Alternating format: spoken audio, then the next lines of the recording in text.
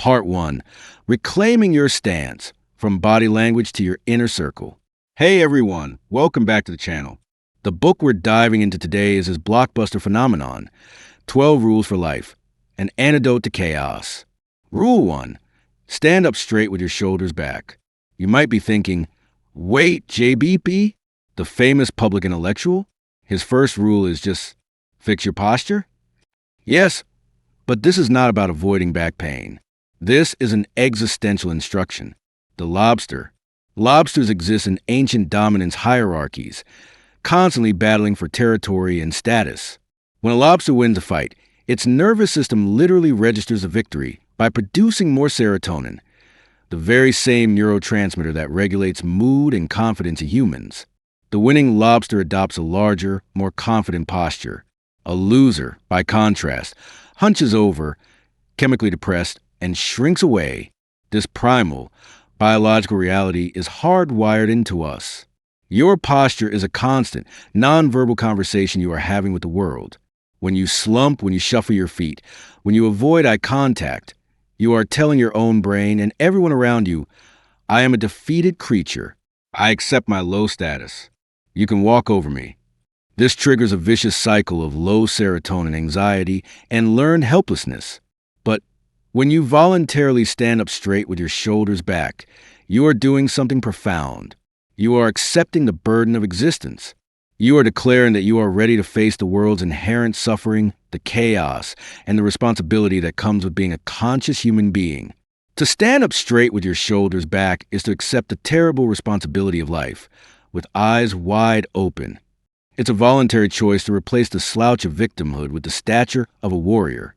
This small act signals competence to others, lowers your anxiety, and kickstart a virtuous cycle of success and self-respect.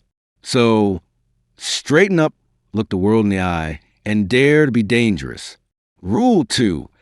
Treat yourself like someone you are responsible for helping.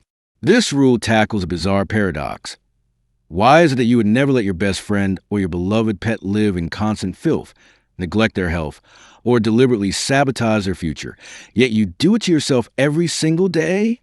The truth is, many of us, deep down, harbor a quiet self-contempt. We know all our flaws, our past mistakes, the dark corners of our minds, and we unconsciously feel like we don't deserve the same care we lavish on others.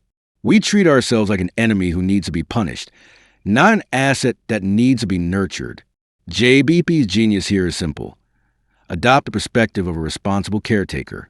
You need to step outside your own self-criticism and see yourself as a unique, valuable entity, a kind of complex, high-maintenance machine that you have a moral obligation to maintain for the sake of the world.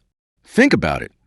If you were responsible for helping someone you truly care about, what would you do? You ensure they ate properly, got enough sleep, and exercised. You make sure they were planning for their financial future. You'd guide them toward meaningful goals. Even when it was painful, the rule asks you to apply this objective, compassionate energy to your own life. This is not selfish hedonism. It's a moral requirement. By taking responsibility for your own well-being, you become stronger, more capable, and less a burden on those around you. Your mistreatment of yourself doesn't just hurt you. It creates chaos for your family, your community, and your future self. You're the first, most important person you must manage. Start treating yourself like a national treasure that requires diligent, respectful maintenance. Rule 3. Make friends with people who want the best for you. This rule is a tough love lesson in social curation. JBP's message is clear. Friendship is not charity. You are not morally obliged to surround yourself with people who are dragging you down or who actively celebrate your worst habits. We all know two types of people. The downward drag. These are the cynical friends who are mired in misery. When you announce you're starting a new business or quitting a bad habit, they immediately offer skepticism, mockery, or excuses for why you'll fail. They don't want you to succeed because your success shines a light on their own lack of effort. They need you to stay broken so they don't have to face their own failures. The upward puller. These friends operate from a place of the ideal. They hold you to a higher standard. They have the courage to tell you when you're being self-destructive, and they genuinely celebrate your achievements because they see your success as a model for their own. Choosing to surround yourself with the upward pullers is difficult. It means you have to be ready to live up to their standards, and that can feel intimidating. It requires strength and humility to acknowledge that you need to be better. But here's the core truth. You should choose people who want things to be better, not worse. Your character is the average of the 5 people you spend the most time with. If you want to be more order and less chaos in your life, you need to be brave enough to cut the downward drag and find those courageous souls who will push you toward the person you are meant to be. We've covered the 3 pillars of personal foundation: body, self-care, and tribe. You now have the tools to project strength, treat yourself with dignity, and build a supportive environment. But what happens when you turn that focus inward? How do you measure progress without falling into the trap of endless comparison?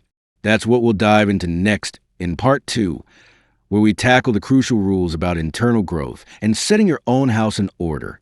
Which of these first 3 rules resonated with you the most? Did you realize you've been letting a downward drag friend occupy too much space in your life? Let me know in the comments below.